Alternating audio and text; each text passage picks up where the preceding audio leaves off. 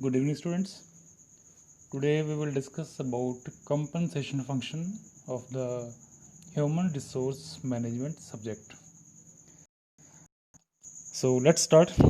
First of all, what is this compensation? In the previous video, we have discussed about job and job satisfaction. किस तरह से कोई employ जो है वो जॉब को select करता है या उसमें सेटिस्फेक्शन के क्या क्या क्राइटेरियाज हैं, किस टाइप के बेनिफिट्स होते हैं जॉब में जो एम्प्लॉयज़ को इनकरेज करते हैं प्रोडक्टिविटी को इंक्रीज़ करने के लिए। तो ये सारे चीज़ें थी जो हमने पिछले लेक्चर में पिछली वीडियो में देखी। अब हम करते हैं कंपनसेशन फंक्शन के बारे में discuss. So let's start. Yes, first of all it's introduction. The compensation is the human resource management function which deals with every type of rewards that an individual or a person will get in exchange for its performance in an organization. कोई भी company है, कोई organisation है, किसी भी employ को जो task देती है उस टास्क को पूरा करने का जो उसे रिवार्ड मिलता है, that reward is known as compensation. Okay, तो यही इसकी डेफिनेशन भी है। And also, the compensation is what employees receive for in exchange of their work. अपने काम के बदले में जो उसे मिलता है, एम्प्लॉय को मिलता है, that is the compensation. This compensation includes direct cash payments, maybe direct, indirect cash payments, and incentives. ये सब चीज़ें हैं जो compensation के अंदर आ जाती हैं। ओके, तो यस, अब कंपनसेशन की ज़रूरत क्यों पड़ती है? टाइम टू टाइम कंपनसेशन में हम मॉडिफिकेशन करते हैं, उसमें इंक्रीज करते हैं, इंक्रीमेंट करते हैं, इसकी ज़रूरत क्यों पड़ती है? ओके, तो सबसे पहले इसके ऑब्जेक्टिव्स को हम डिस्कस करते हैं। What are the various objectives of compensation? So we have two types of objectives, primary as well as primary and secondary. Primary के अंदर हमारे पास आते हैं equity, efficiency, macro economic stability and optimum allocation of labour. इसको जरा one by one थोड़ा हम discuss करते हैं। What is this equity? Equity includes income distribution through narrowing down of inequalities या फिर increasing the wages of lowest paid employees so that they can protect real wages and the concept of equal pay for work of equal value should be there. इस काम के लिए equity करते हैं और ये इसका मेन ऑब्जेक्टिव है, primary objective. Second is efficiency. Efficiency is also very close to equity, but these two concepts are not adverse. The objectives of efficiency are evidenced in attempts to link a part of wages to productivity or profit. Preparation to achieve efficiencies are also be seen in equitable, provided that the input values or the input source should be at its maximum efforts. The preparations are also treated in inequitable if the reward is viewed as unfair. Okay, efficiency सिर्फ हम कितना काम कर रहे हैं, कितनी हम अपनी लगन से ना, कितनी मेहनत से, कितनी हम एफिशिएंट वे से काम कर रहे हैं, दैट इज द एफिशिएंसी। और ये भी इसका प्राइमरी ऑब्जेक्टिव है। Macro economic stability, this macro economic stability is one of the objective that a company should try to achieve so that the higher employment levels can be attained. Okay, higher employment levels को attain करने के लिए macro economic stability का होना बहुत ज़रूरी है। तो ये इसमें एक मेजर फैक्टर है। और ये मैक्रो इकोनॉमिक स्टेबिलिटी है, ये एक बैलेंस बना के रखते हैं इकोनॉमिक पॉइंट ऑफ व्यू से, जिसके थ्रू कि एफिशिएंसी और एफर्ट्स दोनों में ही एक प्रॉपर बैलेंस रहेगा। नेक्स्ट है optimum allocation of labour. Optimum कह लीजिए या फिर एफिशिएंट कह लीजिए, this is same. The employees are considered as the net gain. The efficient allocation of labor refers to the concept of labor moving out of a situation to another. Okay, the provision or availability of these financial incentives causes such movement. जिस तरह के भी अगर किसी काम करने के लिए कम सैलरी है और दूसरे काम करने के लिए ज़्यादा सैलरी है तो ऑब्वियसली वो शिफ्ट होते हैं ना, वो प्रोविजन जो है वो चेंज हो जाता है उनका. This is all these are the primary objectives. Then secondary objectives. First of all, acquiring competent personnel. वो पर्सन जिसमें एक गुड हैबिट है कॉम्पिटेंट करने की, compete करने की, आगे बढ़ने की, वो होना चाहिए हमेशा किसी ऑर्गेनाइजेशन के अंदर. Good compensation helps an organisation to attract competent applicants. Okay, and as everyone has become aware of their value in market, it is the only wise, it is only the best for the management to provide the suitable compensation or packages to that personnel. Okay, second is complying with regulations, because whenever we are providing some compensation in a salary, a proper regulation system should be there that should ensure the employees compliance. Okay, then controlling cost, a rational compensation system should be there. Rational means जितना काम जिस काम है उसके हिसाब से package. A rational system, rational compensation system should be there. Without this system, workers might be overpaid और underpaid. अगर ये नहीं होगा तो या तो overpaid होंगे या फिर underpaid होंगे, इसमें बैलेंस नहीं होगा. Then enhancing administrative efficiency. Any organization desires and attempts to optimally use the human resource system, and a well-designed sound wage and salary programs system always helps this administrative system to increase the efficiency. Hence, this is the one of the most secondary objective that should be attained. Retaining employees. Employees को किस तरह से हम retain करना है ना, ये भी एक अच्छा इसमें factor है.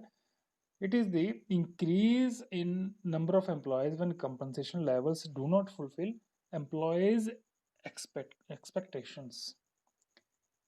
They quite due to the feeling that compensation is not competitive. क्यों होता है ये, है ना, ताकि compensation is not competitive. Last is rewarding desired behavior. If companies expert certain types of behavior from the employees, like if he is working hard, then there should be some rewards for there. If he is not working properly, then maybe there is some cut, or then there may be some lack in their wages, so in their compensation. Okay, the effective compensation plans reward performance, loyalty, experience, responsibility, and other behaviors. All these characteristics are considered in this category, in this objective. So these were the two types of objectives. One are the primary and second was the secondary objectives. Now components, कौन कौन से parts हैं, कौन कौन से components हैं हमारे compensation function के, ये इसको अब हम one by one study करते हैं.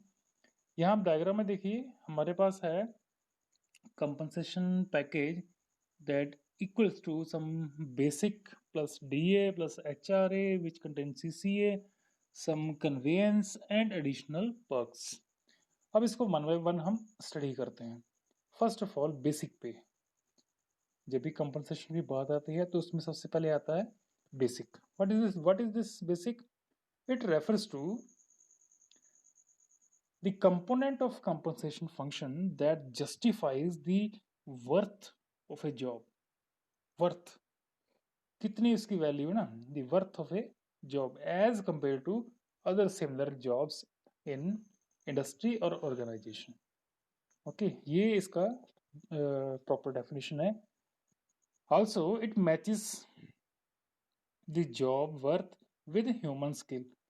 जो मैनेजर लेवल की जॉब है वहाँ पर मैनेजरियल स्किल्स का होना ज़रूरी है। जो लेबर लेवल की जॉब है वहाँ पर लेबर लेवल की स्किल्स का होना ज़रूरी है। तो ये depending upon the type of job the job matches should be there. Okay, दूसरा है हमारे पास DA. DA means dearness allowance. It is another important part of compensation function which compensates employee fully or partially for the loss of real earning.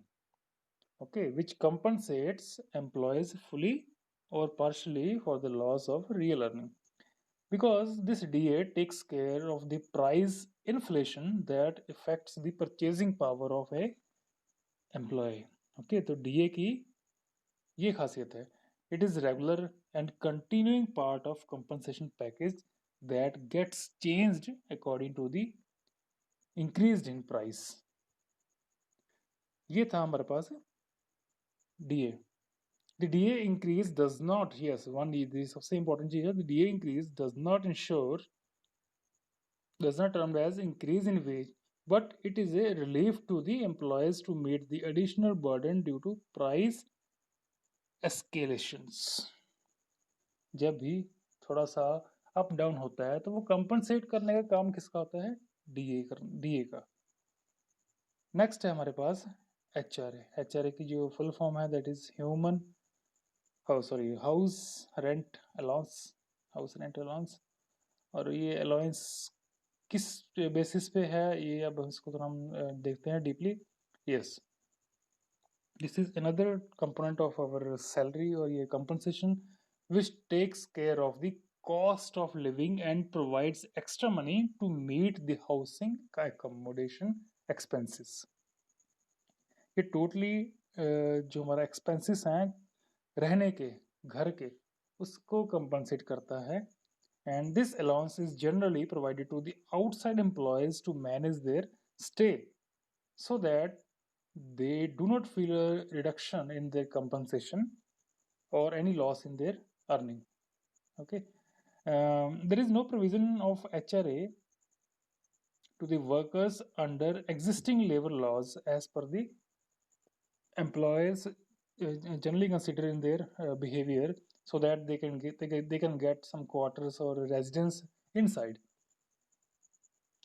the organization. In order to give some relief to industrial workers, some of the states have made some laws or provisions for the HRA paid by employers.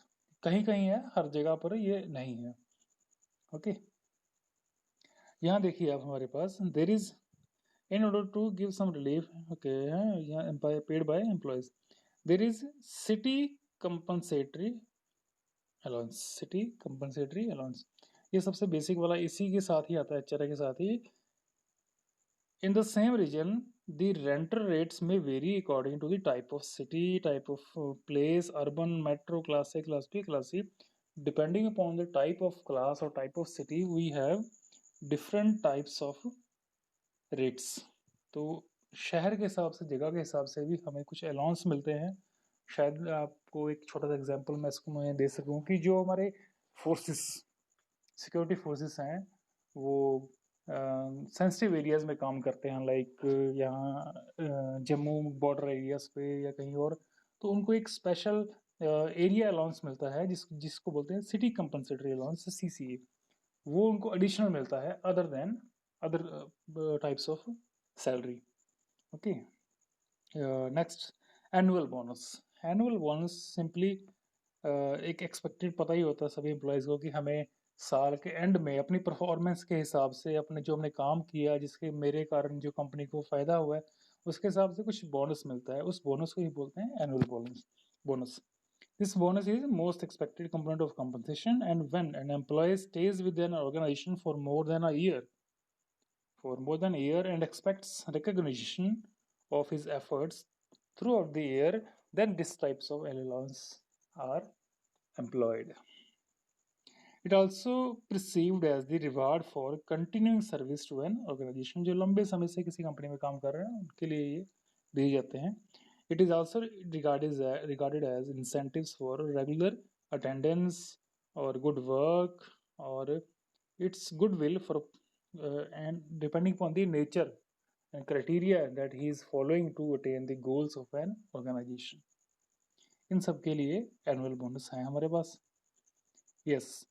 Then we have dependent factors, different factors on which the compensation depends. इसमें हमारे पास दो तरह के हैं, internal and external factors. Okay, तो सबसे पहले internal factors जो किसी ऑर्गेनाइजेशन के अंदर वाले फैक्टर्स नहीं हैं. ऑर्गेनाइजेशनल स्ट्रेटजीज, कौन कौन सी स्ट्रेटजीज हैं जो कंपनसेशन फंक्शन को देखते हुए बनाई गई हैं. ऑर्गेनाइजेशन कल्चर, किसी कंपनी के अंदर क्या कल्चर है, किस कल्चर मीन्स वी आर कौन सी टेक्नोलॉजी हम यूज़ कर रहे हैं, कौन कौन सी अचीवमेंट्स, कितनी फास्टली कितने एफिशिएंटली हम काम कर रहे हैं, वो सभी उसके अंदर आएगा कल्चर के अंदर. The nature and worth of job, अगर तो जॉब खतरनाक है तो उसके लिए फिर पैकेज कंपनसेशन हाई रखना होगा. अगर जॉब जो है रिस्की है उसके लिए हाई रखना होगा. सिंपल जॉब है तो उसके लिए पैकेज भी छोटा ही होता है. Nature and worth of job, capacity to pay, किसी भी कंपनी की अब सेम जॉब का डिफरेंट डिफरेंट ऑर्गेनाइजेशन के लिए, डिफरेंट डिफरेंट कंपनीज के लिए अलग अलग पैकेज हो सकता है.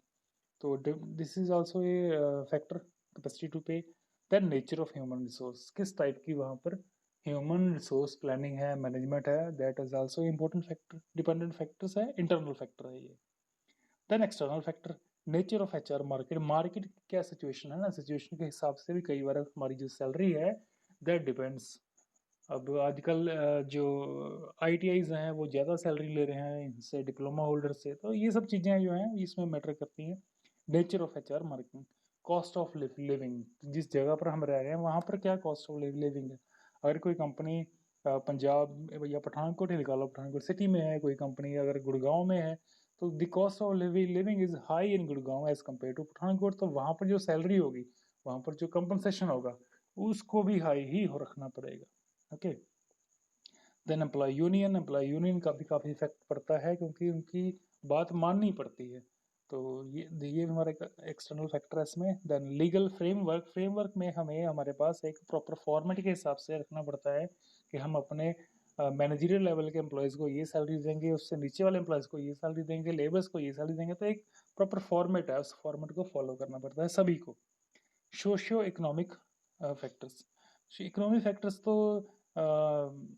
Like the demand and supply, जो उसके हिसाब से हम कि मार्केट में कितनी डिमांड है. डिमांड अगर ज़्यादा है और सप्लाई कम है तो ऑब्वियसली उनको हायर पैकेज दिखना पड़ेगा. लेकिन अगर हमारे पास मैन पावर ज़्यादा है और जॉब कम है तो ऑब्वियसली पैकेज जो है वो डाउन हो जाएगा. तो ये सब कुछ फैक्टर्स थे हमारे पास. तो होप सो कि आपको इसमें कुछ समझ में आया हो. Thank you.